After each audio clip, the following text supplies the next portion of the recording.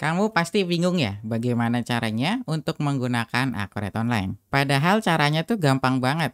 Walaupun kamu nanti nggak paham akuntansi, itu kamu tetap bisa menggunakan akurat online.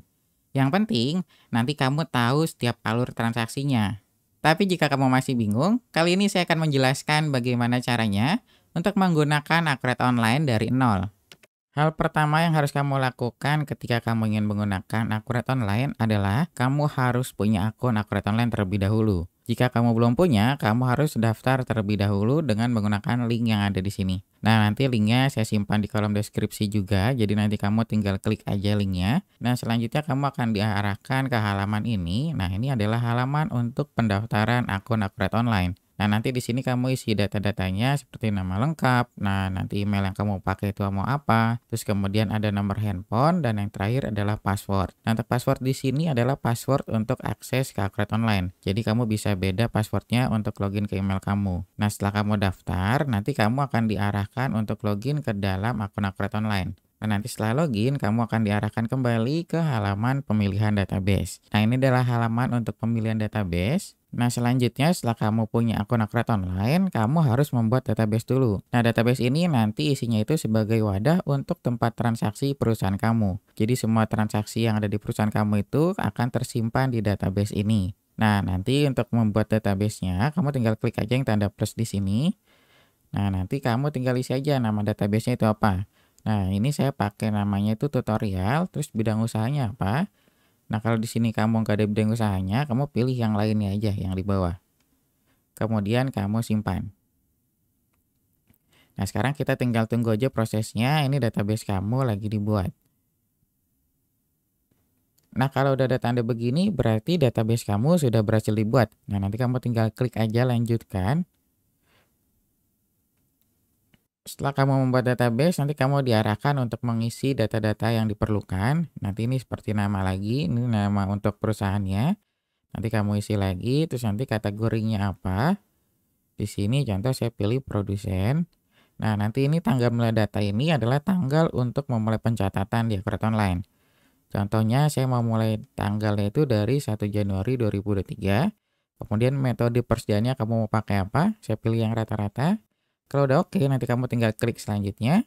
Nah, di sini kita masuk ke tab akun perusahaan. Nah, nanti akurat online ini bisa menyediakan akun perkiraan yang sudah disiapkan oleh akurat online secara otomatis. Nah, kalau kamu mau pakai, kamu tinggal centang aja di sini, lalu klik selesai. Nah, setelah itu nanti kita tunggu lagi untuk beberapa saat ini untuk memproses database kamu, karena database-nya sedang dibuat oleh sistem akurat online.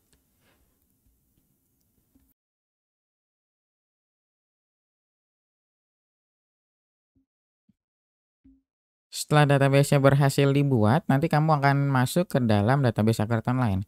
Cuma database ini kan kita masih kosong, belum ada data-datanya. Tadi cuma ada data akun perusahaan. Nah, setelah kamu buat database itu, nanti kamu bisa import master data perusahaan kamu. Nah, master data itu nanti terdiri dari daftar akun perkiraan, lalu kemudian ada daftar barang dan jasa. Nah, selanjutnya itu ada daftar pelanggan dan supplier, dan yang terakhir itu adalah daftar aset yang kamu miliki. Nah, nanti kalau udah oke, nanti kamu tinggal import aja. Sebenarnya nanti di sini ada tab untuk persiapan data perusahaan. Nah, nanti kamu tinggal import aja, kamu klik.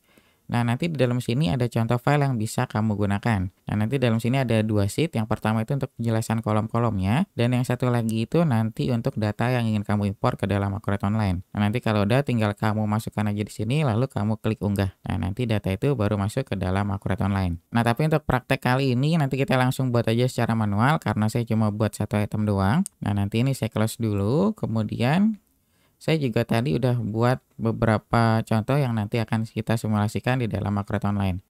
Nah, ini ada 4 contoh jenis transaksi di sini. Nah, nanti kita sama-sama praktek di dalam akurat online. Nah, sebelum kita mulai prakteknya, nanti saya buat dulu untuk daftar barang dan jasanya. Pertama kita ke modul persediaan, lalu kita bisa pilih fitur barang dan jasa. Nah, untuk fitur barang dan jasa ini nanti digunakan untuk menginput semua barang dan jasa apa aja yang dipakai perusahaan kamu untuk transaksi. Nah, contoh kan tadi kita mau pakai barang itu namanya barang A. Nah, nanti kita tulis dulu di sini barang A. Nah, nanti di sini ada jenis persediaan. Nah, jenis barangnya ini kita ada 4 jenis. Pertama ini persediaan. Nah, kalau persediaan ini untuk barang yang stoknya nanti ingin kamu hitung. Nah, kedua ada non persediaan. Nah, non persediaan ini nanti kalau ada barang tapi kamu nggak mau hitung stoknya. Jadi nanti langsung jadi beban. Nah, yang ketiga ini untuk jasa, dan yang keempat ini untuk grup. Nah, grup ini nanti kalau kamu punya produk bundling.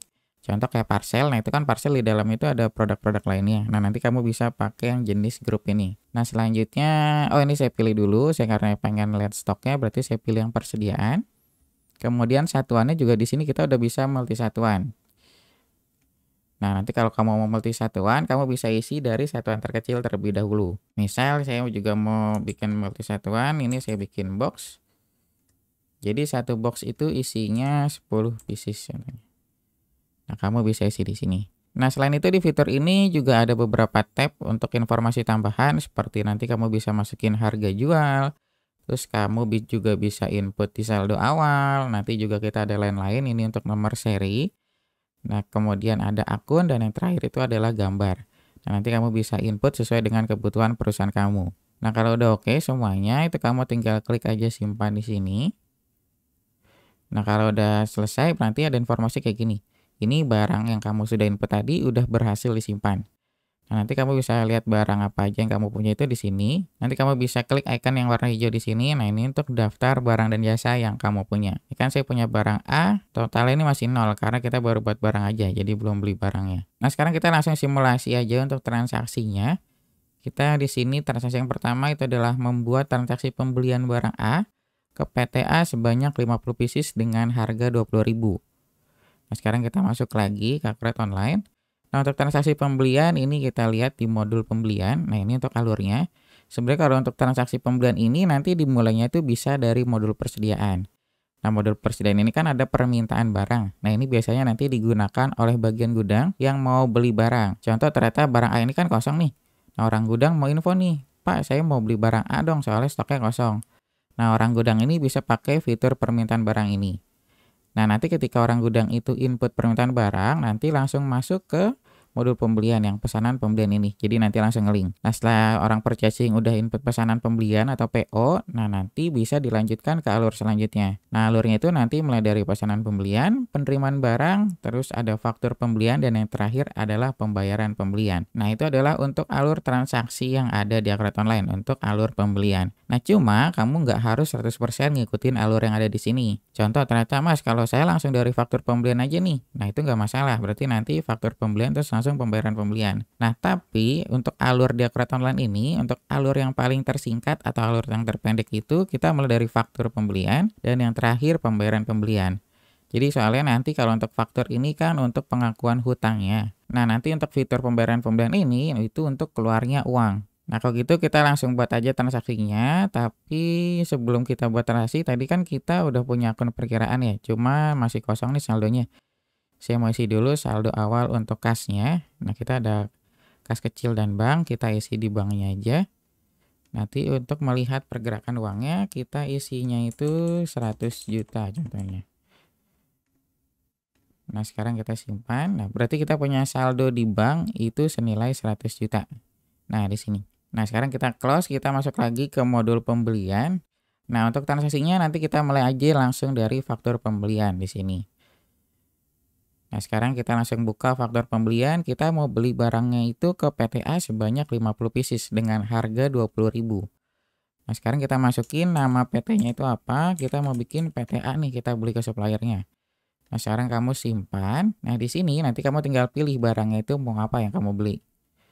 Nah, contohnya saya mau beli barang A, tadi kan kita mau beli 50 pieces dengan harga 20.000. Oke, nah ini nanti langsung kelihatan nih totalnya berapa. Oh, ternyata 1 juta, lalu kamu tinggal pilih lanjut. Nah, di sini nanti selanjutnya kamu isi nomor fakturnya. Jadi di sini ada 2 jenis nomor untuk di faktur pembelian. Pertama ini nomor form. Nah, nomor form ini adalah nomor invoice tapi untuk internal perusahaan kamu aja. Dan yang kedua, ini kita ada nomor faktur. Nah, nomor faktur ini adalah nomor invoice yang didapat dari supplier. Contoh kita punya nomornya itu invoice pembelian nomor 001. Nah, ini kan udah. Nah, kalau udah transaksinya kamu tinggal simpan aja. Nah, berarti ini transaksinya udah tersimpan. Kamu udah berhasil membuat faktur pembelian. Nah, setelah kamu input faktur pembelian, ini nanti gunanya untuk pengakuan hutang ke supplier. Nah, kita juga ada laporan pendukung yang bisa kamu lihat. Contohnya kita ke daftar laporan. Nanti di sini ada laporan utang. Nah, nanti kelihatan nih, kita ada faktur belum lunas. Nanti kamu mau settingnya itu per tanggal berapa. Nah, nanti kamu tinggal klik simpan aja. Nah, nanti kelihatan nih, oh ternyata kita punya utang ke PTA dari tanggal 11 Maret, ini nilainya 1 juta. Sesuai dengan yang tadi kita input di sini, nilainya 1 juta. Nah, selanjutnya kita mau bayar nih fakturnya. Nah, kalau kamu mau bayar fakturnya, berarti di sini kamu masuknya di modul pembelian lagi. Nah, ini kamu pilih fitur pembayaran pembelian. Nah, ini untuk pembayaran hutangnya. Nah, nanti kamu tinggal masukin aja kamu mau bayar ke supplier mana. Kita kan tadi PTA. Nah, kita pilih PTA. Kemudian nanti di sini kamu bisa pilih nih, kamu mau bayarnya itu pakai apa. Jadi nanti uang keluarnya itu sesuai. Nah, tadi kan kita baru ada saldo di akun bank. Jadi kita bayar pakai bank, ini uang kita masih 100 juta. Nah, kita pakai, kemudian nanti kita tinggal ambil aja di sini untuk menarik transaksinya. Nah, ini tadi transaksi kita yang terakhir. Kemudian kalau udah oke, kamu klik lanjut.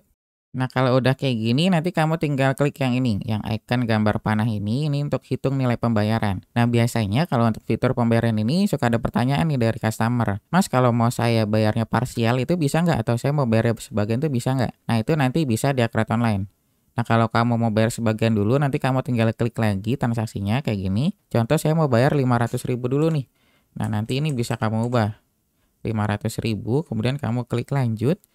Nah, setelah kamu input 500.000 ini, kamu klik lagi icon yang ini untuk menghitung nilai pembayarannya. Nah, ini jadi 500.000. Nah, ini kita coba untuk transaksi parsial dulu ya. Nah, selanjutnya kamu tinggal klik simpan. Nah, ini transaksinya udah berhasil disimpan. Sekarang kita coba lihat di daftar laporannya. Nah, ini kan tadi masih 1 juta. Nah, sekarang kita refresh. Nah, nanti utangnya ini langsung berkurang. Jadi total invoice kita sebelumnya itu 1 juta, cuma sekarang tinggal 500.000 karena tadi kita udah bayar 500.000. Nah, kalau kita masuk ke pembayaran pembelian lagi, nanti kan kita mau bayar nih. Contoh kita sekarang mau ngelunasin nih pembayarannya. Sekarang kita pilih lagi suppliernya. Mau bayarnya itu pakai bank mana atau pakai akun mana. Kita pakai yang bank, kemudian kita klik ambil lagi. Nah, nanti kita tarik lagi transaksinya. Nah, ini nanti transaksinya kan tinggal 500.000. Jadi kalau kamu masih ada utang, nah nanti transaksinya itu masih disimpan di sini kalau kamu klik ambil. Cuma kalau nanti transaksinya udah lunas, itu udah nggak ada transaksi lagi. Jadi transaksinya udah kosong. Nah, kalau udah oke, nanti tinggal hitung aja, kemudian kamu klik simpan.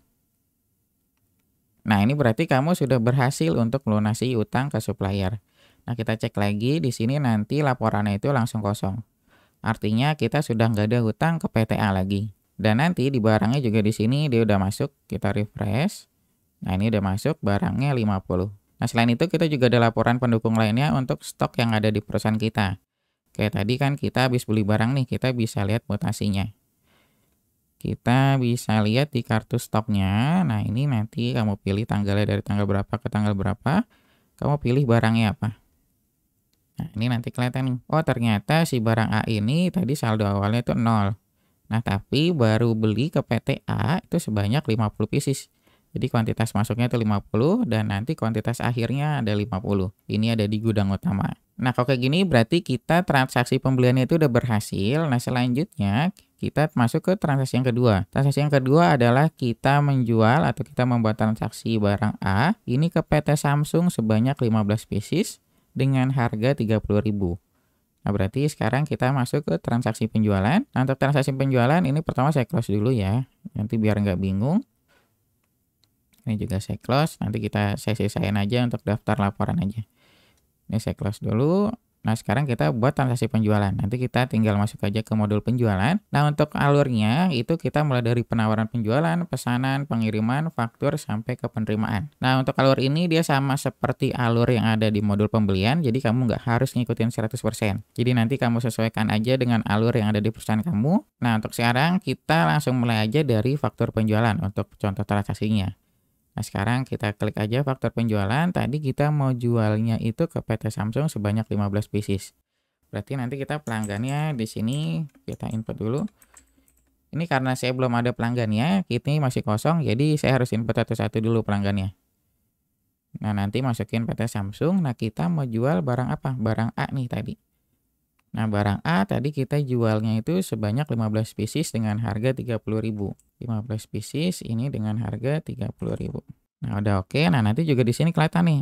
Oh, barang A ini stoknya masih ada 50 di gudang utama. Nah, nanti kita klik lanjut aja. Nah, ini kemudian kita klik simpan. Nah, ini artinya kita udah berhasil untuk membuat faktur penjualan. Nah, kalau kamu udah input faktur penjualan, ini berarti nanti nominal piutang perusahaan kamu itu akan bertambah. Nah, sekarang kita buka laporan lagi.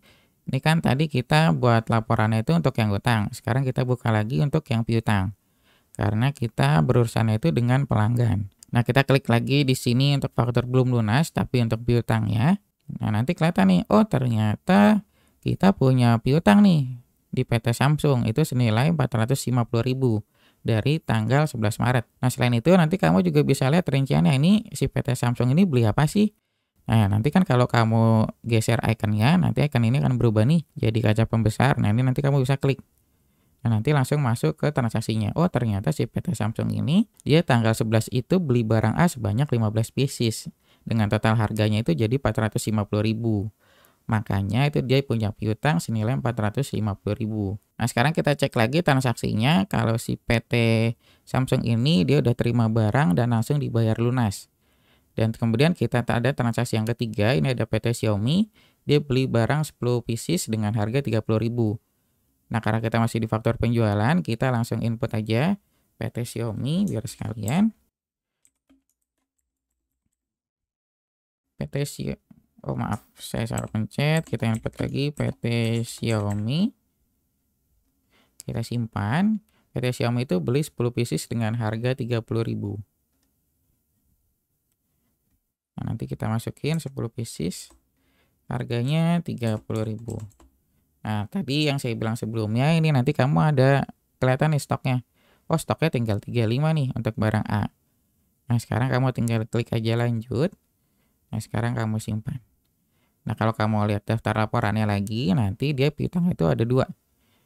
Nah, kayak gini. Oh, ternyata kita ada piutang nih, ada uang di pelanggan itu, di PT Samsung ada 450.000 dan di PT Xiaomi ada 300.000. Dan sekarang kita mau input pembayaran dari PT Samsung. Nah, sekarang kita masuk ke penjualan lagi, kemudian kita pilih penerimaan penjualan. Dan ini adalah tampilan untuk penerimaan penjualan. Sebenarnya tampilannya itu nggak jauh berbeda kayak pembayaran pembelian. Cuma ini kan dia alurnya itu untuk ke pelanggan. Kalau tadi kan dia untuk ke supplier. Nah, sekarang kamu tinggal pilih kamu mau terima dari mana uangnya. Itu kan tadi yang mau bayar itu si PT Samsung. Nah, selanjutnya kamu pilih bank nih. Nah, bank ini nanti kamu untuk pemilihan uang yang tadi diterima dari customer itu kamu mau masukin kemana. Contoh saya dari PT Samsung nih bayar. Kan tadi 450.000 ya. Saya mau masukin ke kas kecil. Nah, nanti berarti kamu pilih aja ke kas kecil. Nah, nanti tinggal tarik aja transaksinya. Kamu lanjut, lalu kamu hitung nilai pembayaran di sini. Nah, kemudian kamu simpan. Dan nanti kamu bisa lihat daftar laporannya lagi. Tadi kan PT Samsung ini masih 450.000. Nah, kalau kamu refresh, nah ternyata dia udah hilang nih piutangnya. Jadi tinggal PT Xiaomi aja senilai 300.000. Nah, kemudian kita juga ada laporan lain yang bisa kamu cek. Sekarang kita cek ke laporan keuangan. Ini kamu bisa cek ke laporan raca di sini.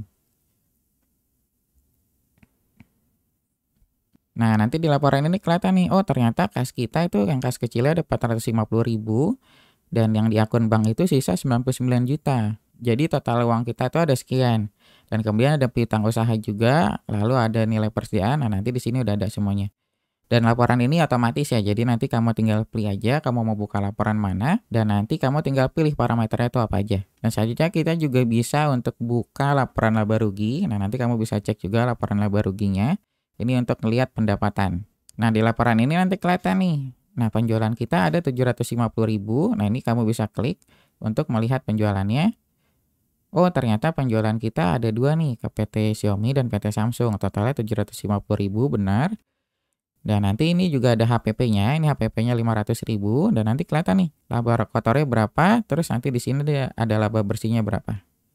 Kayak gitu. Oh, berarti dari penjualan tadi kita dapat untung 250.000. Nah, nanti jadi kamu kelihatan nih untungnya itu berapa. Nah, selanjutnya kita masuk ke transaksi yang terakhir, ini ada transaksi yang keempat. Nah, ini untuk mencatat biaya untuk pembayaran listrik senilai Rp500.000. Nah, sekarang kita langsung masuk aja. Ini pertama saya close dulu. Nah, ini laporan lainnya kita ini aja kita buka. Oh, cuma yang laporan piutang ini kita close karena udah nggak kepake. Sama ini kita laporan stok persediaan. Nah, ini kamu bisa refresh lagi nih. untuk lihat mutasinya lagi. Nah, tadi kan kita ada barang keluar nih.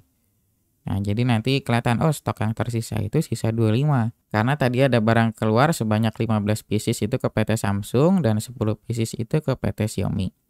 Nah, nanti kelihatan semua mutasinya. Nah, ini cuma karena kita udah nggak pakai, kita close aja. Ini juga kita close. Nah, sekarang kita buat transaksi bayar listrik senilai 500.000. Nah, kalau untuk transaksi kayak bayar listrik, bayar telepon, atau dan lain sebagainya yang bersifat operasional, itu nanti kamu inputnya itu dari modul Cash and Bank. Nah, di sini ada fitur untuk pembayaran dan penerimaan.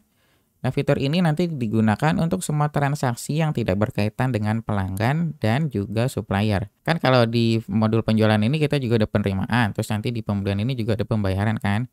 Nah, ini nanti di modul Cash and Bank ini juga ada nih pembayaran dan penerimaan. Nah, bedanya yang kayak tadi saya sebutin. Jadi kalau di sini biasanya dipakai untuk operasional dan tidak berkaitan dengan pelanggan dan supplier. Nah, karena kita mau contohnya itu buat bayar listrik, berarti kita masuknya ke fitur pembayaran. Di sini kamu pilih fitur pembayaran. Nah, nanti kamu mau pilih nih, saya mau bayarnya itu pakai akun mana. Contoh saya mau pakai akun bank. Nah, nanti kamu tinggal pilih aja di sini, kita cari coba listrik ada nggak. Nah, nanti akunnya ada beban listrik. Nah, nanti kamu tinggal masukin nilainya berapa. Tadi kan kita contohnya 500.000. Nah, kalau udah kamu klik lanjut, kemudian kamu simpan. Nah, ini transaksinya itu berhasil disimpan. Nah, kalau kita lihat daftar laporannya, coba kita lihat di neracanya itu berubah atau enggak. Nah, ini dia berubah nominalnya. Nah, dia kayak gini. Nah, selanjutnya coba kita lihat di laporan laba rugi. Ini kita cek, kita refresh. Nah, ini nanti ada beban operasional nih. Jadi dari penjualan 750.000 ini, kita dengan HPP 500.000 itu kan berarti kita untung 250.000. Tapi untung ini masih laba kotor, kita belum dikurangi dengan beban-beban lainnya. Nah, tadi kita udah ada beban itu untuk bayar listrik senilai 500.000. Jadi dari pendapatan kita 250.000 ternyata udah dipakai bayar 500.000. Berarti kita masih rugi nih 250.000 kayak gitu. Nah, jadi nanti yang kamu lihat itu laba bersihnya itu berapa. Nah, selain laporan laba rugi dan laporan raca ini, sebenarnya di laporan keuangan ini nanti kamu juga banyak laporan-laporan keuangan yang bisa kamu pakai. Contohnya nanti di sini ada laporan arus kas.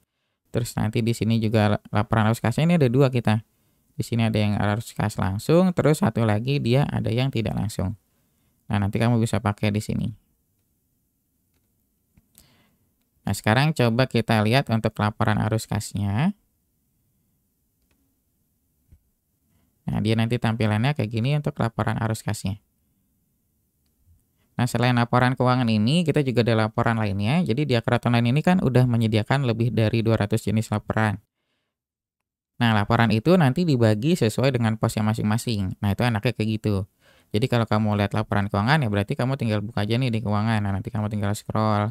Atau kamu mau lihat laporan piutang nih, saya mau lihat laporan piutang, Mas. Oh, ternyata kamu tinggal masuk aja nih ke tab piutang, terus nanti kamu tinggal scroll aja. Nanti juga ada laporan persediaan sampai ke laporan gudang. Nanti kamu bisa cek juga di sini. Dan satu lagi untuk tambahan, untuk semua laporan ini kamu bisa modifikasi. Nanti kita sediakan untuk fitur modifikasi di sini. Dan selanjutnya juga kita bisa ekspor. Jadi kita bisa ekspor. Contoh kita mau ekspor ke Excel ya. Nanti saya langsung contohin aja. Nanti kamu tinggal buka filenya.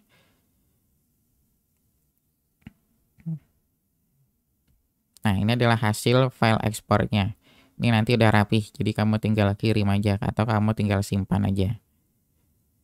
Jadi tampilan ini udah sama kayak di Akkurat Online. Nah, itu tadi adalah penjelasan tentang cara menggunakan Akkurat Online. Jika kamu ada pertanyaan lainnya, kamu bisa tulis di kolom komentar. Jangan lupa untuk share video ini supaya yang lain tahu juga tentang informasi ini.